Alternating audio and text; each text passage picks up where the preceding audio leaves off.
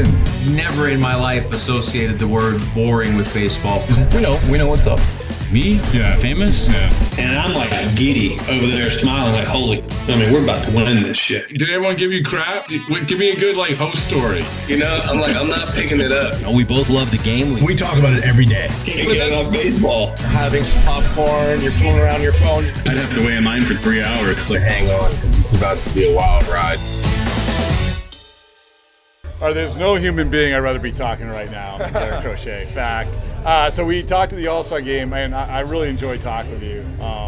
And that's just such a whirlwind, man. It's a thing where you're probably psyched to be there. Yeah. I would imagine you were psyched to be there. Yeah, right? definitely. Yeah. But it's a lot. Overwhelming at times. Is it? Especially media day. I expected it to be pretty crazy. Obviously, I was, in some different conversations at the time, so it was pretty action-packed, to say the least. You have to sit there, in case people don't know, you have to sit there for 45 minutes. Oh, yeah. And people are, and the questions are all over the place. Yeah, right? yeah. A lot of repetition. Nothing's off limits. This is because for you, it's trade deadline stuff. Right. I don't know, and I think I even asked later, but in that time, trade deadline, and then someone will randomly come in with the, what's your favorite color? I don't know. yeah, pretty much. Or I think we were asking what if you have a middle seat in an airplane, do you have the right for both armrests? That's a good question. Yeah, but that's a stupid question because major leaguers don't have to do middle seats. Yeah. Yeah. So, but anyway. That's a tough answer. What do you got? I'm definitely taking one of them. I'm probably going my left arm, left-handed. I'm probably taking the left. You have to. You have the consensus was you have a right to it because you have nothing else. Yeah, right. That's fair. You don't have the window. You don't have the aisle. So anyway, congratulations on everything. Thank you. It's been fun watching you and seeing your entire season.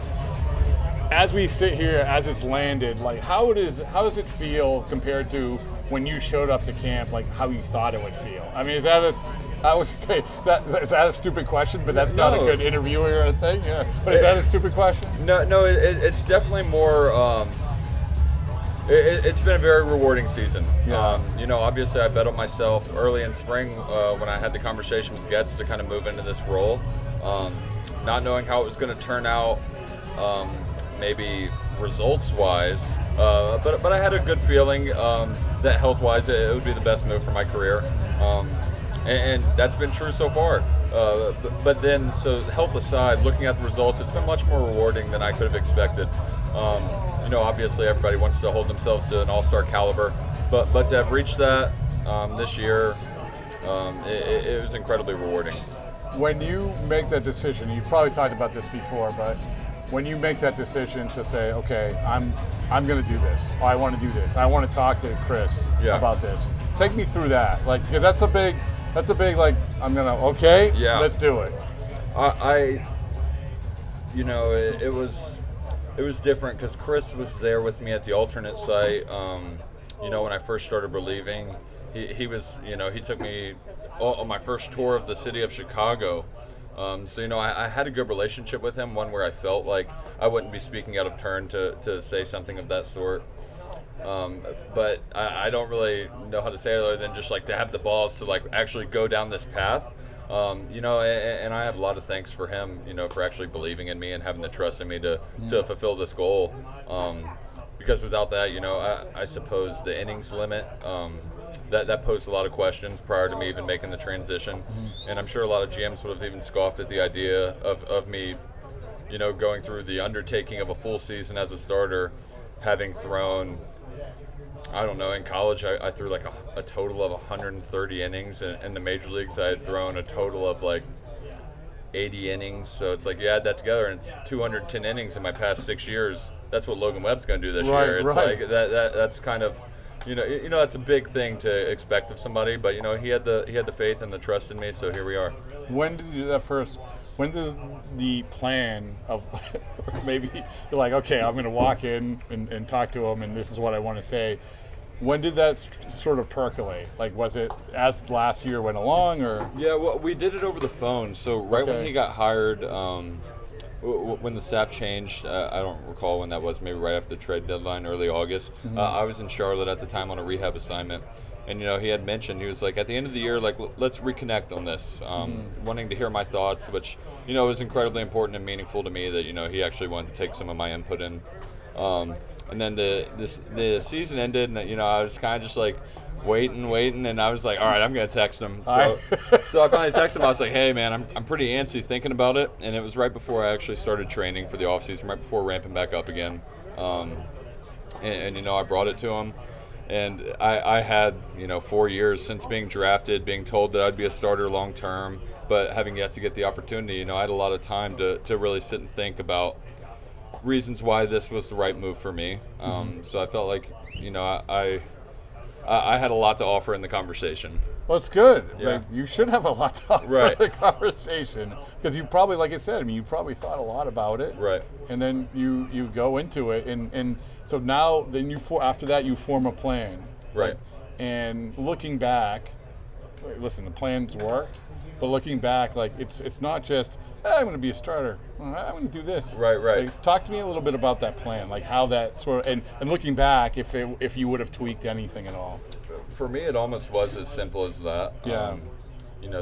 I suppose the focus in the offseason was a little bit different.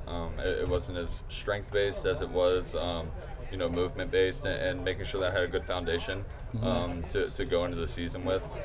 And, I've been keeping up with all that stuff, and I think that ultimately allowed me to get to this point. It really wasn't anything beyond. I think that this is the right way to go about it, so this is how we're going to go about it. Like this is what I'm going to do day to day. This is how I'm going to take care of my body. And that's really as simple as it was. That's it, really? Yeah. And when you got going, you're like, okay, I can do this. Yeah, 100%. Yeah. Really? Through May and June, it was like, all right, now we don't look back. Okay. And so when you get into the season, what is, you said you get into May and June, but it was, there must have been a gratification of not to say, hey, listen, I told you, not I told, like, sorry, right. But this is, I'm going to do this. I can do this. I am doing this. Yeah, I had a rough patch, pretty much the whole month of April, and I was doing a lot of reflecting on that conversation during that time, and a big part of me really wanted to prove Getz right, for giving me the opportunity, having the belief in me. He named me opening day starter, so clearly he had high hopes for me, and I'm saying a lot of me's, but it was like But it was you. Yeah, it was a lot. And I suppose that. But that is like that. When you say like you want to, like I think that's a great trait. Like the fact that you say, hey, listen, I want to justify your decision. Right. Because it's a leap of faith for everybody. Right. And that was kind of what helped me turn it around, at least. Like everyone always talks about having their why, like why do I play professional baseball? So then when you start to struggle, you have something to look deeper. And when I was talking to Luke Hochaver in college, that was kind of always my why.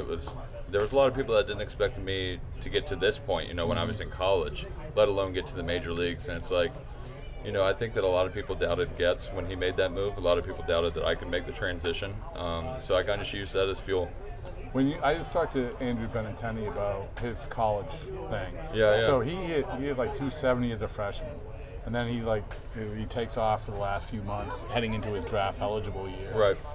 For you, you can draw on things like you said, challenges of college. Right. Right. I don't know if you have. Maybe I'm being too idealistic about this, but I would imagine because that's sort of the first time that you have to. Okay, I'm going to a better competition. I have to prove 100%. myself. I have to prove I'm this, prove I'm that, and you already done that. Like that was the first time you did what you're doing this year. Right. So what do you mean exactly? No. I'm sorry. Again, I'm just ranting. But my point is that you get to a place. I'm going to do this. I am going to be good in college. I am going to get drafted high. In this case, I am going to do this heading into the 2024 season. You put your mind to something and you do it. Yeah. That's. I think that going to college is very rewarding in that aspect.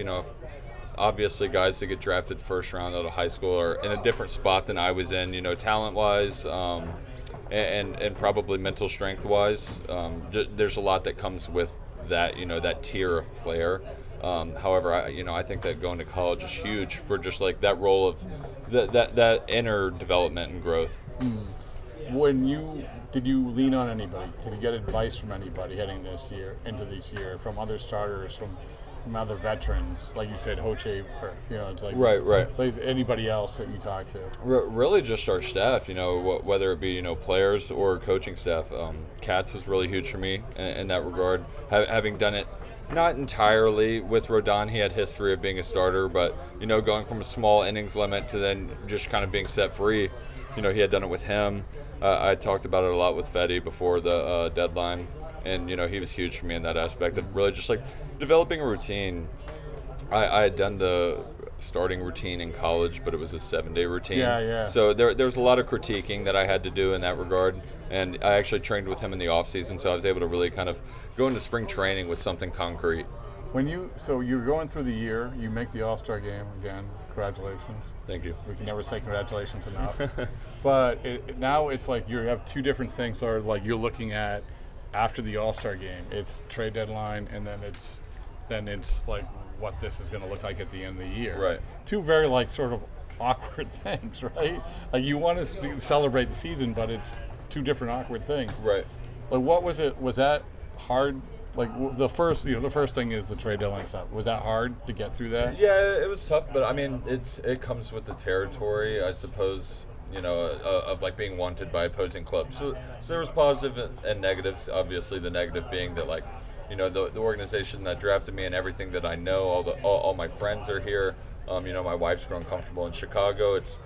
And that potentially fading away. But also knowing that you're wanted by someone else is, that's the pro in the scenario, I suppose. But then at the end of the day, to be here, I think it was the right. Everything happened for a reason. I think during the trade deadline, I moved on from it now, and obviously the off season will be a different challenge when it comes. But until then, I'm just gonna keep going start to start. You probably asked this. Were you surprised, like on August 1st, you were still White Sox? No, not surprised. I knew that there were a lot of moving pieces. With the innings limit moving forward, really not having done this before, and then with my age. I felt like the White Sox, were probably asking for a lot, and rightfully so. That makes me feel pretty good. Yeah. So, no, I wasn't really surprised. And then you get into, like you say, like innings limit. And we just talked to Grady Sizemore about, he's like, you're making every start. Right.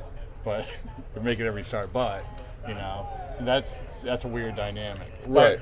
So I'm going to accentuate the positive. You're making every start. Right. And that's been... my conversations with the staff, that's been kind of the overwhelming thing that everyone kind of has to say is making every start. I think is the most important thing. Getting through the end of the year, being a true starter, continuing on the 5-day routine, I think that's the most important thing here. As you sit here, are you excited for what awaits? I mean, yeah, definitely. Because again, a year ago, there's unknowns. There's excitement, but there's a lot of unknowns. Right. It's. I try not to think too much about next year, but it definitely will feel good to be set free. But at the same time, that was how I felt this year. Up until the All-Star break, I felt like, every fifth day I was doing everything that I could, doing everything that other starters in the league were doing. It was just a matter of knowing, I suppose, that it was going to tamper down at some point. But yeah. You feel good though? Yeah, feeling good. You feel like the great game of baseball. Right? Yeah. Arm health's been great. Velocity's been better than ever. So it's all I could ask for. And so let me ask this. So this is how I like to conclude a lot of these things. There's no wrong answers. Why for you isn't baseball boring? I feel like every time that you go to a game, you see something new. For me, I like the individual aspect of it. Like nobody has the same pitching arsenal. Nobody has the same batting stance. You and I could throw the same pitch, but different results happen. I love that aspect of it. Is that you can't determine the outcome. The best team doesn't always win, sort of thing. I just like that.